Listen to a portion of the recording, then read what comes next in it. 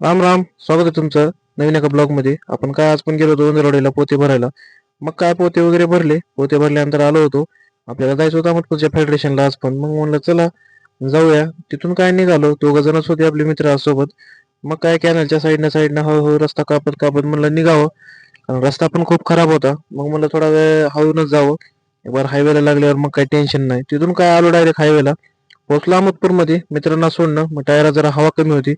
हवा वगैरे भरली. मग तिथे गेलो. नंतर म्हणलं नाश्ता करावं. नाश्ता करावं म्हणून गेलो होतो. तर तिथं काय म्हणलं सकाळी सकाळी पोहे वगैरे होते. आपल्यासोबत एक होते मग मित्र. मग त्यांनी म्हणले फ्राईड राईस घ्या. मग काय भाऊन बोलला बोलला सकाळी सकाळी 80 रुपयाला म्हणला राईस आहे, मसाला राईस. असला राईस दिला तो फ्राईड राईस बनवून दिला. भात पण रात्रदास होता.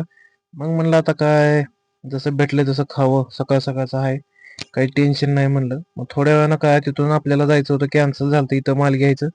आपल्याला जरा दुसऱ्याच्या नावावर माल घालायचा होता. म्हणले शेतकरी म्हणले त्यांची नकर ऑनलाईन आलं नाही. मग म्हणलं ठीक आहे. आपल्याला आता शिरूरच्या केंद्रावर जायचं होतं. शिरूरच्या केंद्रावर पोहोचलो, नंबर वगैरे लावला.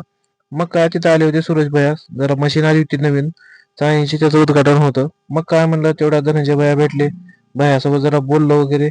मग काय तेवढ्यामध्ये उद्घाटन वगैरे केलं. नारळ वगैरे फोडले शिरूरच्या सरपंचांनी. मग तिथून म्हणलं आता काय इथं लय वेळ बसून काय फायदा नाही. गाडी नंबरला वगैरे लावली होती. मग आपलं झालं होतं काल टायर पंक्चर. म्हणलं टायर पंक्चर काढावं. एक नाही दोन पंक्चर निघाले. मग म्हणलं भाऊ काय अडचण नाही. भाऊनं पंक्चर वगैरे काढून दिला. मग म्हणलं आता काय टायर वगैरे फिट करून दे, म्हणजे आपल्याला निघायला मोकळं होईल. कसं आहे, काल जरा हवा कमी भरल्यामुळे त्यानं पंक्चर लोड मध्ये चालून चालून चिमटी करून दोन पंक्चर झाले. हो कसं आहे, आता लागल्या 7:30 म्हणल्यावर काही हरकत नाही. तिथून मग काय गाडी वगैरे घेतली. मग आपल्याला जायचं होतं जरा गावाकडं. मग काय तिथं अनवर वगैरे बाबाबाई भेटले. मस्तपैकी चहा वगैरे घेतला. तिथून गेलो घरी, जेवण वगैरे केलं. जेवण वगैरे करून म्हणलं आता काय निघावं. इथं आलो होतो तेलगाव पाटीला. तेलगाव पाटीवरून मग म्हणलं आता परत शशी आला होता. शशी म्हणला चला चहा वगैरे घेऊ. त्यांचं जरा काम थांबलं होतं. त्यामुळे म्हणलं जरा चहा वगैरे पिऊया. चहा वगैरे पिला. मग म्हणलं जरा आता जाऊ चापोलीला. चापोलीला आपल्याला जायचं होतं थोडंसं कटिंग करायला.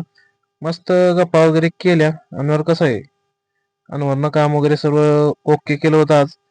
त्यानंतर आलो कटिंगच्या दुकानावर मच्छूच्या. मच्छू काय एक नंबर माणूस आहे. हो त्यानं म्हणलं आता थांबा जरा, तुमची लगेचच कटिंग करून देतो. तेवढ्यात काय आपला भाऊ आला. म्हणला थांबा चला बसा, काय अडचण नाही, लगेच कटिंग वगैरे करू. कटिंग वगैरे केली आणि आलो परत शिरूरला. शिरूरला आल्यानंतर काय वाटत आपल्या त्या पण गाडीचं जरा हवा सुटली होती. काय 7:30 वागे लागल्या काय माहिती नाही.